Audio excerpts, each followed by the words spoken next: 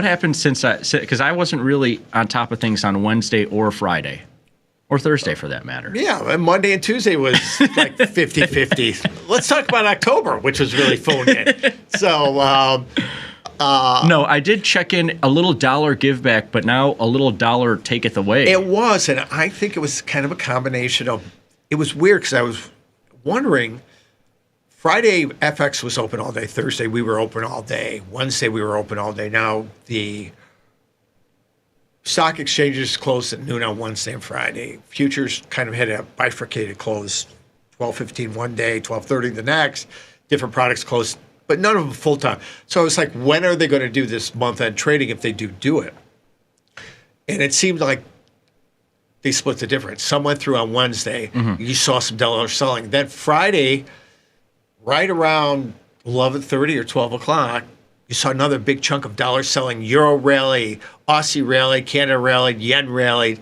And it was like very thin, weird, odd time because Friday was light all the way around. But stocks were really strong Friday. They came out of the gate. Saw that. And they rallied huge. Bitcoin got close to, again, we were down to 191, got up to, I don't know if we printed over 100,000 in futures because we rolled futures from Nova to D's. I think the futures printed 100, but yeah, that might have been Nova. I don't know if it was Nova or D's, but the futures printed 100, and I think the spot market barely printed it. Right. And they tried it again last night. Right. And didn't get there, and now they're off. And yeah, to your point here, I have up on the screen, you can see this is, it looked like the month-end flows went, from what I saw, went through on Wednesday for the most part, because you see just this huge reversal of the U.S. dollar. This is euro dollar rallying close to 100 pips on that Friday. To your point, or on that Wednesday. Right. To your point, on Thursday and Friday, they tried them a little bit higher, and then now, last night and this morning,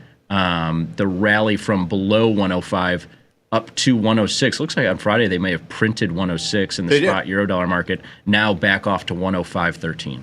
Yeah, so giving back all the ground, basically. So same story. France is having some issues with their budget and the difference between, again, European debt. You've got German debt, which is like the rock star of relative debt.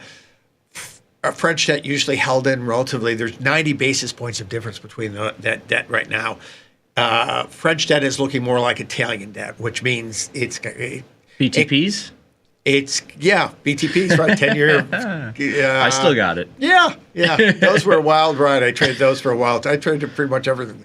Those were probably. I've never traded French debt. What is that we went to our FCM and we were like, we want to trade BTPs. They go, what are those? And I was like, they're Italian debt. It will be fine. And when they looked at the stuff coming through, they're like, this doesn't seem to be really liquid. And it's like the risk manager's like, what the hell is going on? It can be because it's relatively thin, but then all of a sudden, like 1,000 will go through at a single price. So it definitely, but Italian debt, even though it's part of the euro, they always made the currency common, but every country wanted to maintain its own independence in terms of issuing debt. So you've got kind of this potential for a little bit of stress. Right now we're seeing the stress is French rates are closer to Italian rates than German rates, which means there's a lot of stress whether or not the French are going to be able to pass a budget, and if they don't, are they going to have to borrow more? Just a lot of uncertainty. That overall weighs on the currency a little bit. I don't think the Ukrainian situation helps at all either. We said, does this market have the potential to trade to par? It can go to par or back to 110. 105 from where we were midsummer at 112, that's a 6% move. That's a big move at FX in a short amount of time. Seems like it's having a really hard time. We knew it wouldn't go to par straight. It doesn't go there in one direction. And we're seeing some of these corrective moves. We saw the gap lower below 104, which is kind of like that exhaustive rally. We printed down to, 103? And that's the low for now. Yeah. Got down to, the lowest was 103.30 pretty much. Right. Yeah. So we had a 270 pip handle, 270 pip rally off the bottom. But we're seeing a little bit of softness come back into play. So all that zeal. And I think this speaks to, for me, you had a little bit of correction off of kind of an exhaustive down move. but you're not really able to build on those gains much. Well, and But this is perfect for traders. Yeah, because exactly. what this does is that move from below 110 post-election to 105 was tough because it was all one way. And the best bounce you got was 30 points, 30 pips, and it was less than a couple of hours. It's hard to manage being that right, taking something off. Now you're getting the ability to, if you think long-term the dollar's going to have some strength, you've got some options to sell it on a bounce. And if you're the contrarian who says this is too far, too fast, and they've built in all the bad news around euro, it's giving you an opportunity to trade it at cheap levels. And it's giving you the ability, most importantly, to kind of manage your trades, which is nice. You've got an even market, so to Right. speak. Like it stinks when a market is heading one way. And I have the weekly chart up now on Eurodollar. And yeah, post-election, those 3 weeks to, I mean, call it a full month, Right. I guess, of November was pretty much a straight shot. Right. And that was a tough trade. But you're seeing volumes start to pick up and back and forth start to pick up at this price in Eurodollar. Like you said, Pete, you know, we bounced off of 103.30 all the way up, touched 106, and now we're, you know, splitting the difference at 105.15. Of course, we have no clue if we're going to get an instance like here in March of last year or here in October of last year, where we got down to this level. It looked kind of iffy, and especially October of last year going into last year's year end. You remember that, where the dollar gave back a bunch of ground from October to the end of the year. This was pretty much a straight shot down to 105 as well, and then it bounced back. We have no clue if that's going to be what happens here, or if we break for parity again, like we did in the fall and end of the year in 2022. But to your point, this seems like as close to an even market in these forex markets that we've gotten in a while. Right. And this is a great time, I think, to unveil my perfect storm theory, which is All right, this will be great. which is You think about this on top of the sponsored big by horse? Home Depot. Excuse me. Sorry, but it's just when you have an idea like parity, it doesn't usually happen because one story, right? Like Trump is elected and he's going to be harsher on trade and all these different things, and so the euro is going from 110 to below parity, or the Russian-Ukrainian war, which has been ongoing for a couple of years now. Of course, it's very important, but it's usually not enough to take a market to a very significant historical level. To your point with debt markets throughout the euro area, it's very important. We've seen it in flashes where it'll be France or it'll be Italy or it'll be whoever who's in a little bit of trouble and the euro gets taken down a couple hundred pips. What'll be really interesting to watch, I'm not a big news guy, but if you do follow those items and you're trading a market like this, is if those stories continue to build and something else gets thrown in as well, like, you know, German growth rates start to really sink and their market, maybe the FTSE starts to move lower and you start to see bad employment numbers throughout the euro area, and that's on top of the Russian-Ukrainian war and debt markets and these different things, then you might have a case for that perfect storm of like, okay, we're going down to parity. But what we've seen so far is a couple of one-off stories that's taken this market down to 103.30, 103.50. It's now potentially going to threaten that again. We're seeing dollar strength to start this week. But it'll be really interesting to see if those stories start to dissipate one by one. It's going to be hard for this market to get down to such a historic level. Absolutely. If they continue and you throw one or two things in, then yeah, I mean, we were down here. It was just 2 years ago. And I mean, look at this price action in the spring and summer of 2022 before parity, Pete. We had plenty of, it's a shot down to, 103, 104, a bounce back to 106, 107. Another break down to 101, 102, a bounce back to 103. And then we broke for that parity. So I mean, have we bounced off of this level 2 or 3 times in the last year of trading? Yes. But we've also been down here, and we're closer to parity than we are normalcy for this euro dollar, which is, the 110 to 120 range. Right.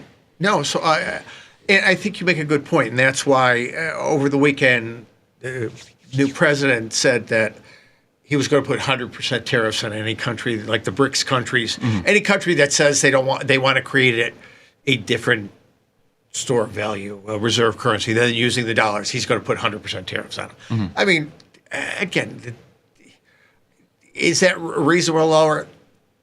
It's all posturing, but it speaks to a certain temperament.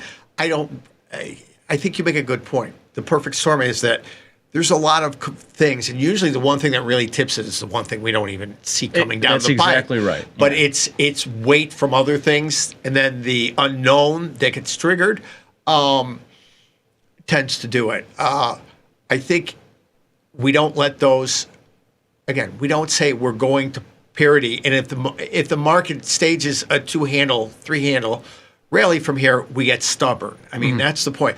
This is all color. We have to, sure, you ingest it, you formulate your opinion off of it, but you don't let you let the tape action, which is your true, it's your true processor of taking all those exogenous inputs, tariffs, French debt, whatever, and process it and reflect it accurately. Well, and you raise a great point, which is that right now you're getting back and forth to, if you think we're not going to parity, to get long, and right. If you think we are going to parity, you just got a 300 pip rally to sell into, right? And so you're getting that back and forth, which is nice. But I couldn't agree more that, like, the Trump news item, which of course stupid Frank didn't even read, or it didn't come across my desk, of the potential for 100% tariff or whatever. That's the type of thing that's worth maybe 30 to 50 pips and is an item. Is it the reason that you go down to parity in a market like this? Absolutely not. But you pile a couple of those on, and to your point, it's always the thing that we didn't see. Like, for example, if like unemployment across the euro area ticked higher by like 0.3% across the board the next time that they had employment numbers, it would be like, wow, we didn't see this coming. Huge, news item, something that we haven't even seen. So either we get that or we don't. We bounce back here, but it'll be really interesting to see what happens. Let's take a quick look at where do you want to go? Swiss or commodity currencies? I just want to go across the board here to see where the U.S. dollar is strongest to start the week. You're having a nice dollar rally here against the Swiss franc. Some of the commodity currencies edging back towards their lows. Kiwi off 0.5% here. Right, but still holding in a little bit better than euro. Aussie is too. Canada, you saw Trudeau flew down to Florida to meet with Trump. Oh, did you even see this? Didn't see it. Had no clue. Okay. I don't know. Maybe it was Wednesday. He announced Wednesday or Tuesday that he was going to put 25% tariffs on Mexico and Canada. I saw that, yeah. Right. So I guess the Prime Minister of Canada flew down to Florida to talk to him about it. Gotcha. So, and that went well. Canada's fought back a little bit, got down to under 140, this dollar CAD market, but now U.S. dollar bouncing back once again to 140 and a half almost. I think this is one where we're going to have to wait and see a little bit on this. Is this expensive? Cheap Canada, absolutely right now. And Aussie, we can take a look at Aussie too. Out of the commodity currencies, starting to look like one of the weakest compared to this Kiwi. FXI off of Chinese equities, put a high end of 38. We're down to 30 now. Yeah. So the rally there is having some trouble. Metals not helping. We know the metals correlation isn't what it was, but metals having a harder time, especially base metals like copper, close to $4. Because I think I saw metals roll over last night, right? Yes. Yeah. And so that's why you're probably seeing a little extra drag here on this Australian dollar. But yeah, keep in mind, here in Aussie, the low of all of this stuff that we're talking about has been around 64.5 cents. and we're 64.80 right now, and Right. so they're one good day away from the lows. Whereas you look at dollar CAD, they're more like a big day or 2 days away from their lows. Same with Kiwi Right. and even Euro here. I know this is the weekly chart. Not looking as vulnerable as that Aussie, I would say, as we run through the mix. All the dollar strength to start this week. Aussie looking like one of the most vulnerable. Absolutely. Let's jump over the calendar really quickly. What do we have coming up? News, binary events, big one Friday, Canadian and U.S. unemployment numbers. Again, is it a big number? They're both backward-looking numbers, so their value of trying to make a predictive economic outcome are less than robust. The only thing they're good for is the markets will move off of them.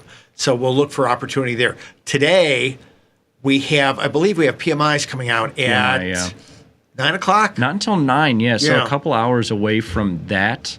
We did have some Euro area unemployment that actually came in line, but up at 6.3%. So maybe, just the fact that number is not weaker than expected, but weak. You have keep in mind you have the job numbers all throughout the week, right? You get ADP on Wednesday. I forget on Thursday, and then Friday you've got non-farmers for both U.S. and Canada. So there's some stuff going on, and I believe Chief Chucklehead speaks on Wednesday. So looks like Wednesday, right? Yeah, the 4th. Yeah. So a bunch of employment stuff. Yeah, it's a good start to. This will be an interesting trading week. We've cleaned up the clutter of Thanksgiving. We're going to go in and see what kind of December we have.